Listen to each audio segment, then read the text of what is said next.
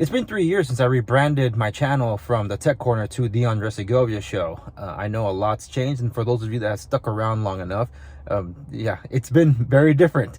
But I do appreciate all of you that have been around. So I wanted to say thank you first before diving into this episode, where I feel it's a throwback to what basically got you following my channel. And that's a good old-fashioned comparison test. I decided what better time than now to do a comparison test between the last great Note and the spiritual successor, the Note 20 Ultra versus the S22 Ultra. This is the Segovia Show. I decided to do this one a little differently. Part of this is in the studio. The other part, we're going for a ride.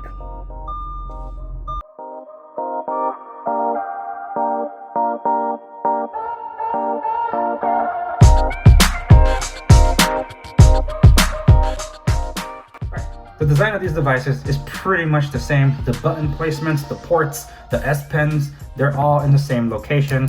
The bottom left, instead of being on the right where they should have been since before, we have one Note and one is the S22 Ultra. They're both Notes, so we're just gonna refer to them as Notes, okay? Where things really deviate would be basically the back of the design of these devices. Whereas you have one that is a matte glass finish, frosted glass finish, hides fingerprints better, and it is a thicker device, therefore hiding that camera modules that you have here on the back.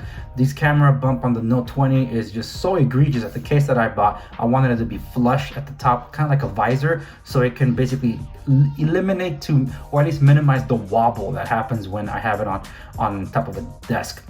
Now, when it comes to which one looks better, some people don't like the S22's approach to the camera module. Yours truly doesn't mind because of its minimalism, and it's so minimal you might even miss the fact that it does have the Samsung logo in both placements here.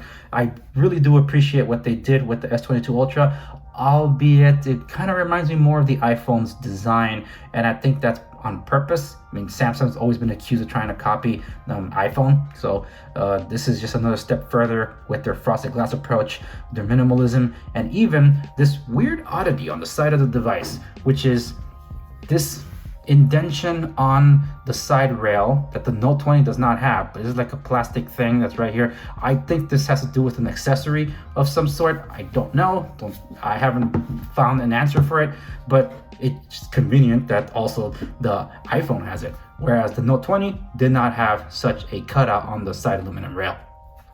One thing I don't like about the design of the S22, and here you'll be able to see the girth of these devices, the advantage being that this thing being thicker and being able to hide the camera modules is a lot easier to type on versus the Note 20. What I don't like, however, is the placement of the SIM tray, which is right here, and the ejection tool goes right next to the microphone. And I almost destroyed the microphone the first time I took it out of the box, so be ye warned. Whereas the Note 20 did it right because they have it all the way at the top away from the microphone, which was a much better design. I don't know what Samsung was thinking there, but that is not a good design in my opinion. So as I was going to post on this episode, I had to shoot a different conclusion because there is a change that happened by an update that was pushed out by Samsung just recently that addresses the throttling issues that they had to admit they were doing on their devices.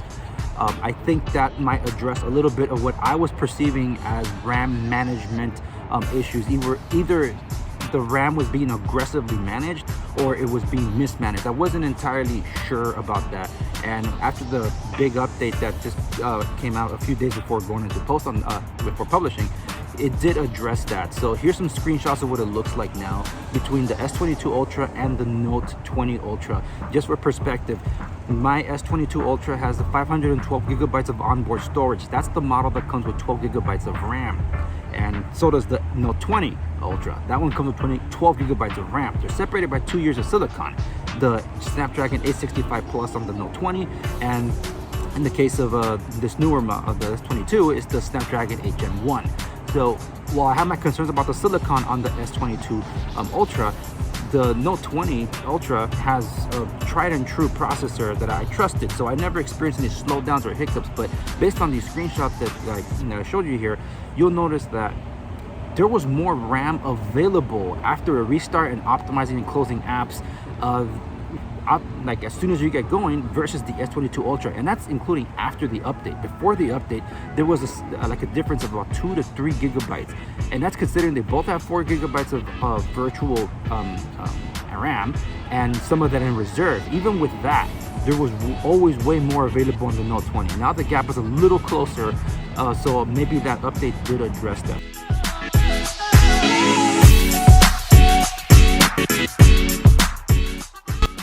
Alright, I'm at the San Ana Zoo, so I could test the cameras on this, the S22 Ultra, and comparing it to the Note 20 Ultra to see how, well, they hold up in real elements. Come on.